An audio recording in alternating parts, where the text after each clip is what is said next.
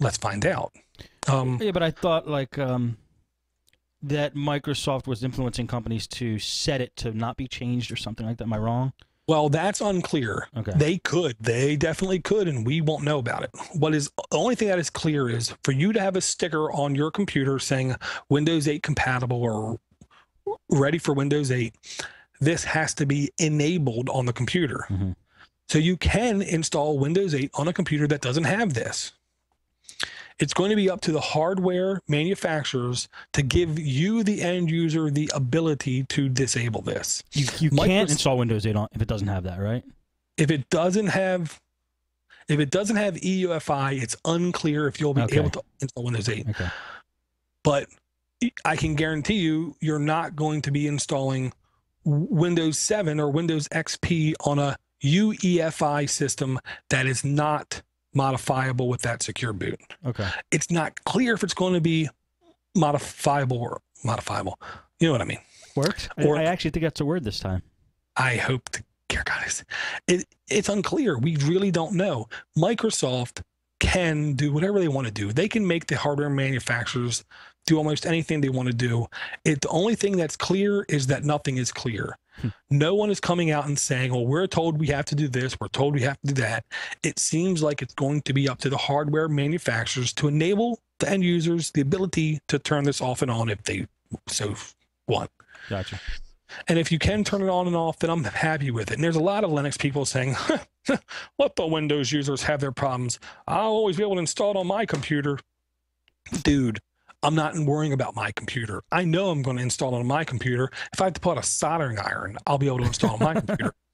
I'm worried about going up to a person and saying, why don't you, I'm tired of fixing your computer with these infections. Can you, let's try this. Right. And I don't get to their computer and say, oh, never mind, I can't install. Exactly. So it's okay to have concern, but, you know, we shouldn't throw the baby out with the bathwater. I agree. I think that applies. Yeah. Totally. Okay, this next thing, to be honest, Steve, don't laugh, man. This is actually unbelievably cool, unbelievably important as far as I'm concerned as a society. Okay. Please hear me out. I'm not shallow here. I believe in this kind of thing. What is it? Well, I'm going to say, first off, ignore the title of the header, the title of the page. Because it's just a thing where they're trying to get clicks. It's the register. Open source team creates Apocalypse survival kit. DIY handbook for 50 top civilization saving tools. That really doesn't explain it either. Okay. If you scroll down a touch to Marcin Czekabowski. Czekabowski. Well, it sounds like a Triple X movie. Czekabowski. Yeah, Czekabowski. That's what I think it is. Yes, it is. Marcin Janubowski. Go ahead. Okay, he had a TED Talk. This is the real gist of it. Yeah. I honestly think this story is nothing more than talking about his actual TED Talk that happened. Okay. He, smart guy, nuclear physicist, something. I don't know. He went through a lot of college and learned a lot of stuff. Okay. He then said, I don't like doing this. So then he went and he started a farm. Smart. I guess. He bought an overpriced, expensive tractor. Okay. Because they're all overpriced. If you're ever driving down the rural area and you see a bunch of green things made of metal sticking up out of nowhere, when you get close, you'll see that's like a tractor store. Go in there and just ask them, I have a 30-acre field. I need a tractor. It's like $200,000. I mean, they can charge you insane monies for these tractors. And he believes everything basically we buy today is designed for planned obsolescence. It's built to break down. It's built to fail. It's built so you have to pay someone else to come out and work on it, kind of thing. Okay. So what he started was a initiative where he said, I'm going to take the top 50 things that would be needed if hypothetically tomorrow there was a grand apocalypse, Mm-hmm. what 50 devices, mechanical devices, would we need to rebuild a culture? Okay. One of the, for instances, is he built a brick making machine. And he had the ability of making 5,000 bricks a day with this device. Now they're mud bricks. They're not bricks, but they're mud bricks, but they're something. Mm-hmm. Okay. And he takes the complete hardware specifications for this device and he completely lays it out, completely lays down all the parts, completely lays down all the steps, completely lays down everything about it, and then publishes it and allows people to put input into it. Instead of using this kind of metal here, you should try to use that kind of the metal. It will last longer.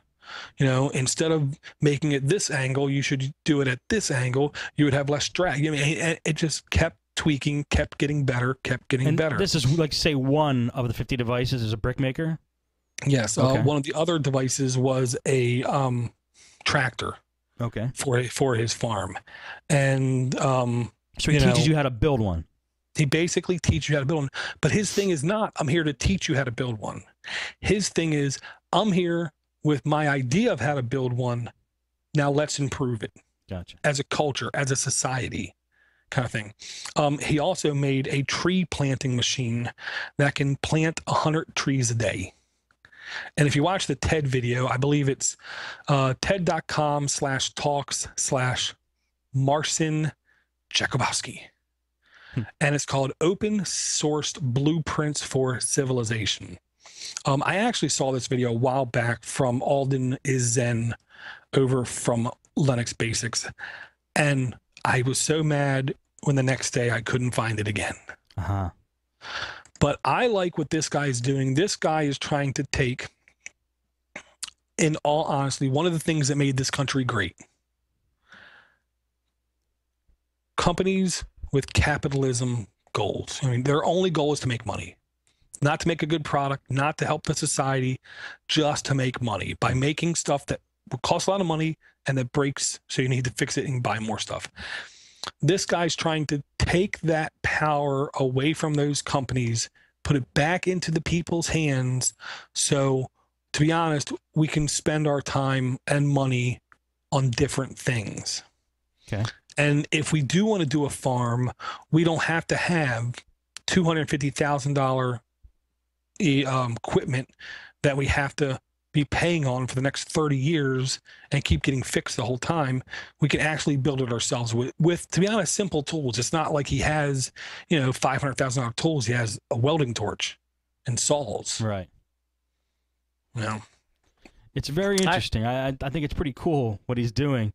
I wonder how crowdsourcing all this information is going to work out. I mean, is there going to be? There's probably going to be conflicting ideas. Who gets to say what is that goes in the final thing? Well, honestly, the impression I got on one of the things was, if there is two people insisting on something, you do it your way. You do it your way and give me your results back. Huh. Now, this right here, what we just went through, Steve, this little thing harkens back to the Linus Torvald 40-minute interview. He said, that's the beautiful thing about the GPL and open source is I can have my thing. He said, forks are the greatest thing ever, even though most of them fail. And here's what he means. I have my project. I want to do it this way. I want my forks on the front to do this. You say, no, the forks on the front should do that. We fork. I do it my way. You do it your way. The better result will always win. Huh. So, i.e., the users down the line will always win. Huh. I see. That was one of the things he said. Constant A/B test. Right. Constant. And he said, sure, popularity can say this person will get more attention, but it doesn't matter. If this is better, this other one's better, people are going to use that one more. Right.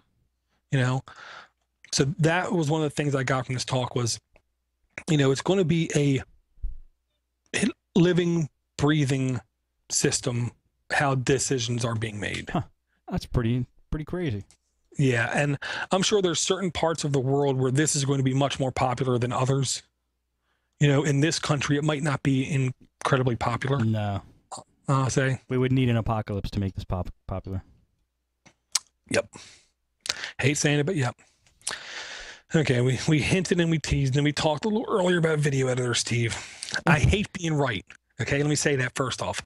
I really honestly hate when I'm right about stuff. But about 4 months ago, well, it may have been with Jonathan. I don't even know now. It's a blur. A while back, we were teased, honestly, now for 3 years, I'll say. Mm-hmm. Lightworks is a Oscar-winning piece of software when it comes to video editing and I believe special effects. Okay. The company decided we're going to open source, convert this into free software, release the code, all this kind of funky stuff. And they've been saying it, to be honest, from